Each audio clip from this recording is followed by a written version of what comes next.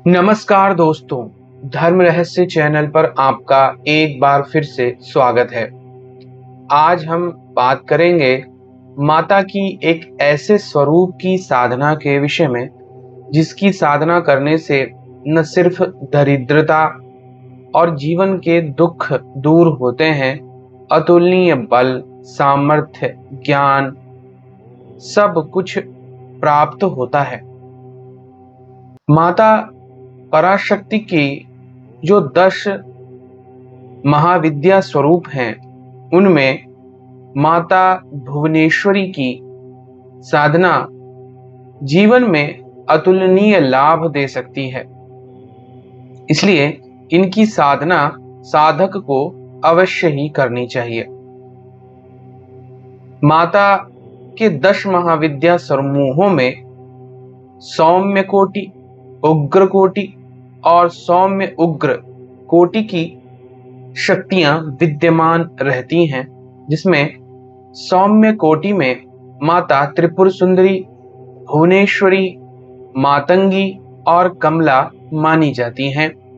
उग्र स्वरूप में काली, छिन्नमस्ता, धूमावती और बगलामुखी मानी जाती हैं और सौम्य उग्र मिश्रित कोटि में माता तारा और त्रिपुर भैरवी मानी जाती हैं। 10 महाविद्याओं में देवी मां का महाविद्या भुवनेश्वरी स्वरूप अपने आप में बहुत विशिष्ट है और यंत्र स्वरूप में एकाक्षरी मंत्र द्वारा इनकी साधना करने से कई गुना लाभ प्राप्त होता है। माता की जयंती भाद्र पक्ष के शुक्ल पक्ष की द्वादशी तिथि को मनाई जाती है, यानी कि भादों के महीने की जो शुक्ल पक्ष की द्वादशी तिथि होती है, उसी दिन इनकी जयंती मनाने का विधान है। इनकी पूजा के लिए ग्रहण काल, त्योहार, होली, दीपावली, महाशिवरात्रि, कृष्ण पक्ष की अष्टमी, चतुर्दशी, नवरात्रि इत्यादि किसी भी समय इनकी साधना सभी प्रकार के सुख प्रदान करने वाली मानी जाती है। माता भुवनेश्वरी मूल प्रकृति कही जाती हैं। इन्हें ही शताक्षी और शाकंभरी भी कहा जाता है। दुर्गमासुर का वध भी इन्होंने ही किया था। यह कहा जाता है कि काल की जन्मदात्री या माता इन्हें माना जाता है, यानी काल को पैदा करने वाली देवी भी यही हैं। इनके जो हथियार हैं उनमें आप अंकुश और पाश पाते हैं, यानी किसी को भी अपने नियंत्रण में रखना और अपने माया जाल में फंसाने की शक्ति इनके अंदर मौजूद है। मां भुवनेश्वरी का सौम्य अंग कांति अरुण समान है। मां भुवनेश्वरी के एक मुख, 4 हाथ हैं और चारों हाथों में गदा शक्ति और राजदंड व्यवस्था का प्रतीक माना जाता है। माला नियमितता, आशीर्वाद मुद्रा, प्रजापालन की भावना की प्रतीक माना जाता है और आसन सर्वोच्च सत्ता का प्रतीक यहां पर माना जाता है।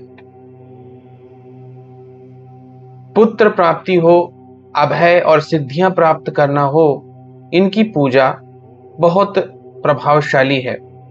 अच्छे राजनीतिक पद पर पहुंचना हो तो इनकी आशीर्वाद अवश्य ही लेना चाहिए। इनकी आशीर्वाद से धन प्राप्ति और महाबल होने की शक्तियां प्राप्त होती हैं। माता की जो यंत्र के माध्यम से होने वाली पूजा है, उसके संबंध में कहा जाता है कि भगवान राम भी जब पुनः राज तिलक के लिए बैठे तो वशिष्ठ ने उन्हें समझाते हुए एक बात कही थी। कहा था उन्होंने, इह लोके ही धनी नाम परोडपि स्वजनायते स्वजनोपि दरिद्राणाम नराणाम दुर्जनायते। मतलब, हे राम, इस जगत में दरिद्र व्यक्ति के लिए अपने लोग भी पराये हो जाते हैं, परंतु जो संपन्न हैं, धनवान हैं, उनके तो पराये लोग भी अपने जैसा बर्ताव करते हैं। उन्होंने कहा, इसलिए हे राम, धनवान और वैभव युक्त बनो। इस कार्य हेतु महामाया भुवनेश्वरी की साधना संपन्न करो, क्योंकि इसके अतिरिक्त अन्य कोई विकल्प नहीं है। अगर अटूट और कभी ना खत्म होने वाली संपन्नता, वैभव और लक्ष्मी की प्राप्ति चाहते हैं तो यह ही एकमात्र रास्ता है, और यही राम राज्य बनाने में मुख्य कार्य करेगा। इसी प्रकार एक और कथा में कृष्ण भगवान जब मथुरा से प्रस्थान कर द्वारिका की ओर चले तो नगर बसाने के पूर्व उन्होंने माता भुवनेश्वरी का आशीर्वाद प्राप्त किया था। इसी के फलस्वरूप भगवान कृष्ण की अन्नपूर्ण नगरी का निर्माण हो सका था, जो अपने आप में श्रेष्ठतम थी और अद्वितीय रही। यह साधना उच्च कोटि की मानी जाती है। भुवनेश्वरी साधना सभी लोग करना चाहते हैं, लेकिन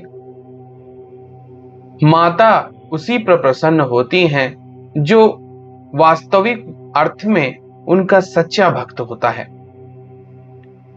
ऐसा ही एक उदाहरण हमको देखने को तब मिलता है जब एक बार भगवान शिव और माता पार्वती पृथ्वी लोक का विचरण कर रहे थे। मार्ग में उन्हें एक अत्यंत ही सीधा साधा गृहस्थ ब्राह्मण मिला, जो दरिद्रता का जीवन व्यतीत कर रहा था, लेकिन वह भगवान शिव का बहुत बड़ा उपासक था और उनके प्रति उसके मन में अटूट श्रद्धा थी। यह देखकर माता पार्वती का हृदय पिघल गया और उन्होंने भगवान शिव से कहा, हे नाथ, यह कैसी लीला है? आपको यह ब्राह्मण आपका उत्तम भक्त है, फिर भी इतना निर्धन और इतना गरीब, कृपया कर इसे धनवान बना दीजिए। भगवान शिव बोले, हे देवी, इस मनुष्य के भाग में धन वैभव तो है ही नहीं। तब माता ने कहा, यह सब कुछ मैं नहीं जानती हूं, आप चाहें तो इसे सब कुछ दे सकते हैं, आप कृपया इसे धनवान बना दीजिए। तब भगवान शिव ने कहा, जैसी आपकी इच्छा। तब भगवान शिव ने लंबी श्वास लेकर हीरे से भरी एक थैली उस व्यक्ति के आगे फेंक दी। उसी समय अचानक से उस व्यक्ति के मन में एक विचार आया कि अगर अंधे लोग जीवन में कैसे चलते होंगे, क्या मैं अंधा बनकर चलूं? और उसने ऐसा सोचते ही अपनी दोनों आंखें बंद कर ली। एक अंधे की भांति चलने की वह कोशिश करने लगा और चलते चलते ही हीरों से भरी थैली के पास से गुजरकर उसे बिना देखे ही आगे निकल गया। ऐसा घटित होने पर भगवान शिव ने माता पार्वती से कहा, मैंने तुमसे पहले ही कहा था कि इसके भाग्य में धन है ही नहीं। जब तक भाग्य नहीं तो हाथ आई वस्तु भी हाथों से अवश्य ही निकल जाती है। तब माता ने कहा, क्या कोई और मार्ग नहीं है? तब उन्होंने कहा था, केवल देवी भुवनेश्वरी को ही प्रसन्न करके अपने भाग्य को बदला जा सकता है। महायोगी गोरक्षनाथ ने अपने ग्रंथ कपाल भेति में इन्होंने साधना इसी के विषय में बताया था। इससे सभी प्रकार की सिद्धियां, सम्मोहन, शत्रुनाश,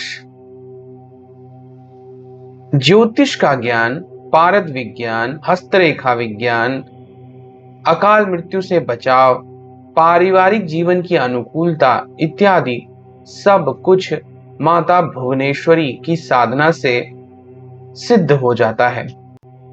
लेकिन माता भुवनेश्वरी सभी पर कृपा नहीं करती, केवल अपने सच्चे भक्तों पर ही उनकी कृपा बरसती है। लेकिन माता भुवनेश्वरी की साधना करने वाला सब कुछ संसार में प्राप्त कर लेता है। इनकी साधना करने के लिए आप 21 दिन का संकल्प ले सकते हैं। इसमें आप भुवनेश्वरी यंत्र को और भुवनेश्वरी माला को यानी शुद्ध स्फटिक की माला से मंत्र जाप करेंगे। यह साधना किसी भी महीने में शुक्ल पक्ष की चतुर्थी तिथि अथवा नवरात्रि अथवा किसी भी शुभ अवसर या पर्व पर शुरू की जा सकती है। साधक शुद्ध श्वेत वस्त्र धारण करे, बाजोट पर लाल वस्त्र बिछाकर उस पर चावल से ह्रीं मंत्र लिखकर भुवनेश्वरी यंत्र को वहां स्थापित करे। यंत्र का पूजन कुमकुम, अक्षत और पुष्प से करे। फिर तेल का दीपक जलाए और भुवनेश्वरी माता का ध्यान करे। अब माता भुवनेश्वरी के एकाक्षरी मंत्र की साधना और उसके विनियोग इत्यादि को करे। विनियोग इस प्रकार से करे।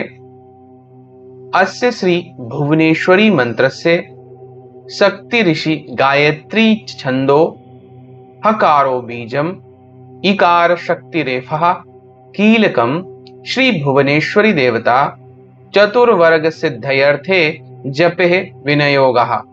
ऋषि न्यास करेंगे।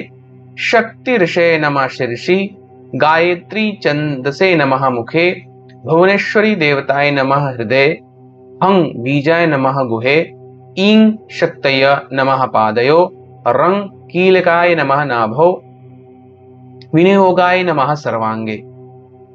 करन्यास करेंगे।